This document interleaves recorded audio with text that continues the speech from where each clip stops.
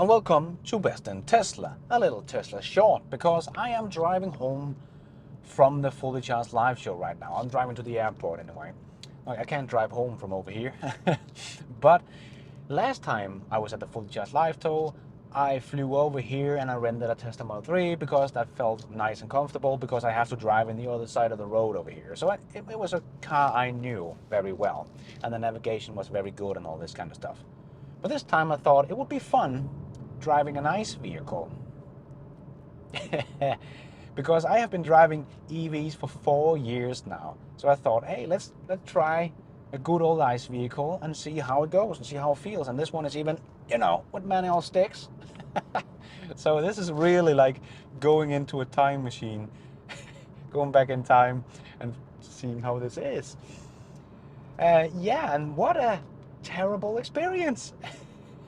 This is not a fun car to drive. I don't know why people will choose a nice vehicle and say, I will never get an EV. Well, I can tell you I will never get a nice vehicle again, that's for sure. Not fun cars to drive. So in this car I just put the pedal to the absolutely middle. Nothing happens. Yeah, I can add, it doesn't accelerate. I can add speed over time, but it does not accelerate. What am I driving, you might ask? Well, I'm driving the Kia Exceed. And this actually surprised me, because the car and the affordability and stuff like this, because we always talk about, price parity with ICE vehicles and so on. So I was in this car and there was like, oh, this is old school. So, but I thought, okay, it's also going to be much cheaper than the affordable electric vehicles out there, like the MG4, the BYD Dolphin, right? Because you get into this car and it's the navigation system, first of all, that's just like TomTom in the 90s. It hasn't changed much. It's really, really bad. When I drove away from the Fully Charged live show, I have my phone on as well, because I don't trust this navigation system. And when I was driving away from the Fully Charged live show, when it was on these small dirt roads, but Google Maps, well, on my phone, it knew where I was and said, drive here, drive there, blah, blah, blah. This navigation system, it was just like, I got no idea where you are. Please go to a main road.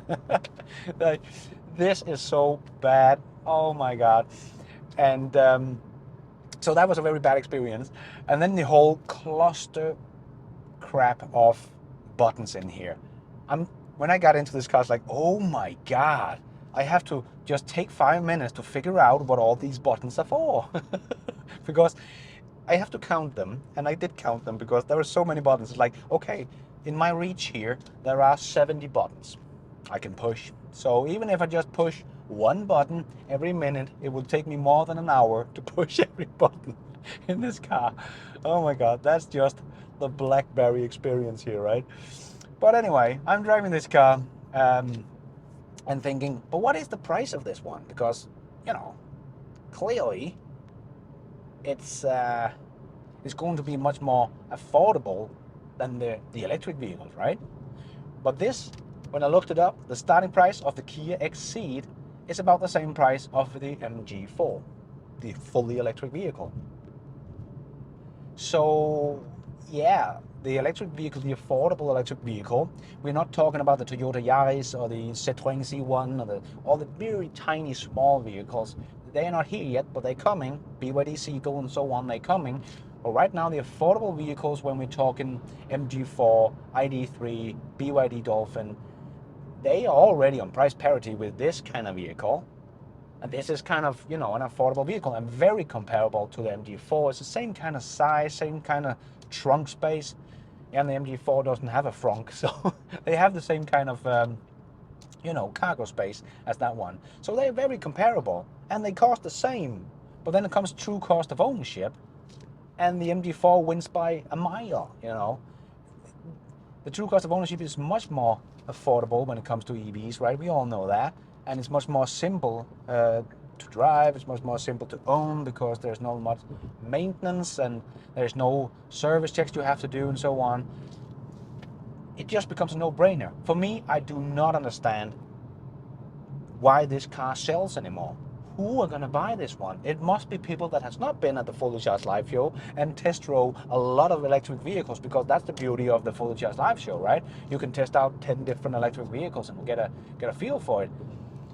And people will realize, well, they're much more quiet and nice to drive, and when you push the accelerator, something happens. Instead of this, nothing happens.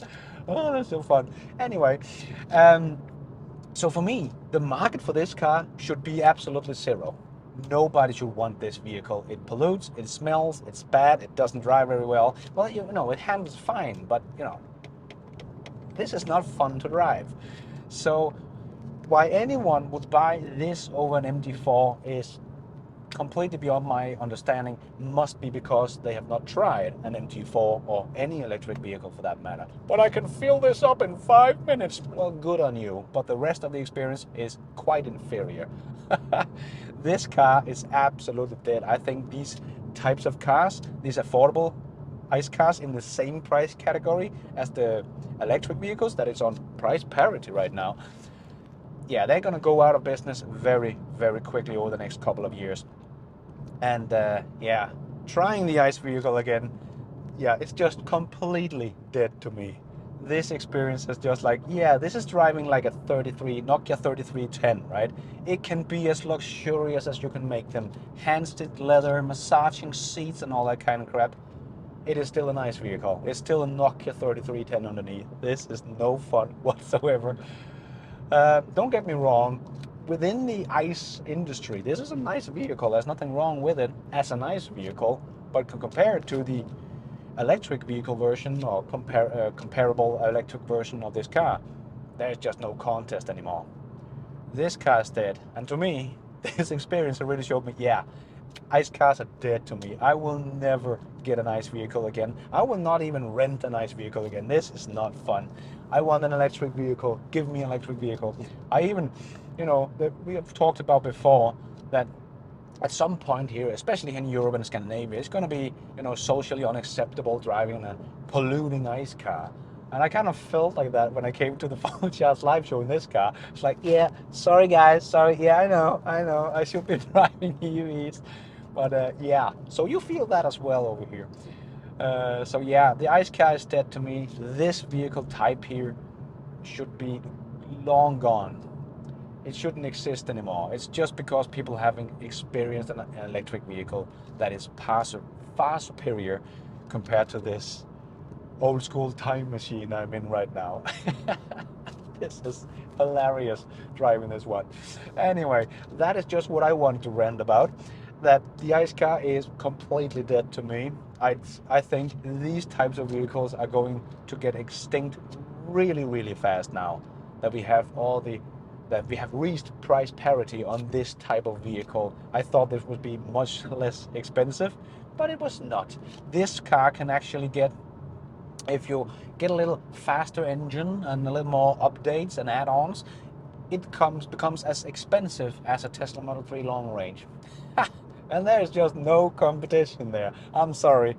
This car is absolutely going to die within a couple of years. I cannot see who will buy these vehicles when people start to realize how inferior these ICE cars are compared to a good, nice electric vehicle like the MG4. It doesn't have to be a Tesla. Like the MG4, the BYD Dolphin, far superior compared to this old school product.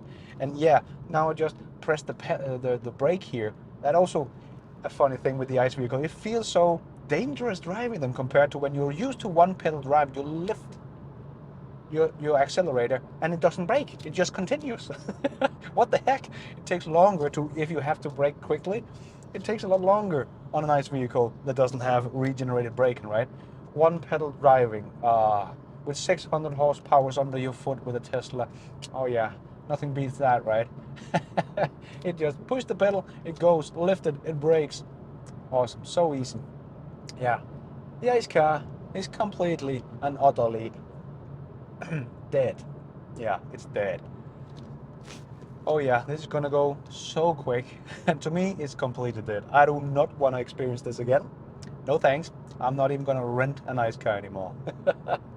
So that was just my little rant about this ICE experience.